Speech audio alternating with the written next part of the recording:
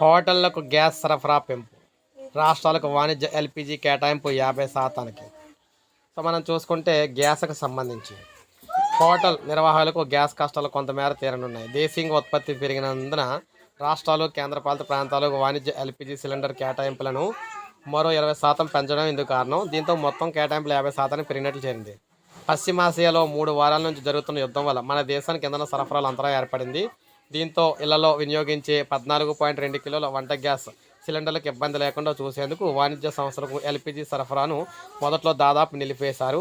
ఆ తర్వాత సరఫరాలో 5వ వంతు పునరుద్ధరించారు. రాష్ట్రాల పైపుల ద్వారా ఇళ్లకు గ్యాస్ సరఫరా చేసే ప్రాజెక్టును వేగవంతం చేయాలనే షరతులకు లోబడి మరో 10% సరఫరా పెంచడంతో వాణిజ్య ఎల్పిజి సరఫరా 30% పెరిగింది. గ్యాస్ ఉత్పత్తి మెరుగుపడినందున రెస్టారెంట్లు, హోటళ్లు, పారిశ్రామిక క్యాంటీన్లు, ఆహార శుద్ధి యూనిట్లు, కమ్యూనిటీ కిచెన్లు, రాయితీ ఆహార కేంద్రాల వంటి కీలక రంగాలకు వాణిజ్య ఎల్పిజి కేటాయింపులు మరో ఇంకో 20% అయితే పెంచారనమాట.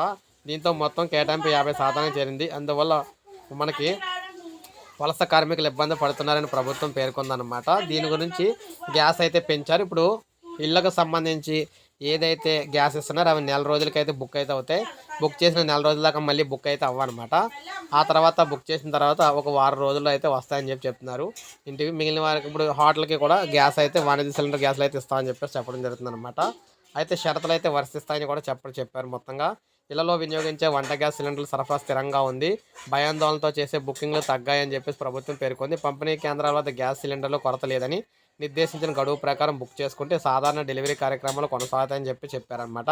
సో ఈ విధంగా గ్యాస్కి సంబంధించి ప్రభుత్వం అయితే తెలియజేసింది.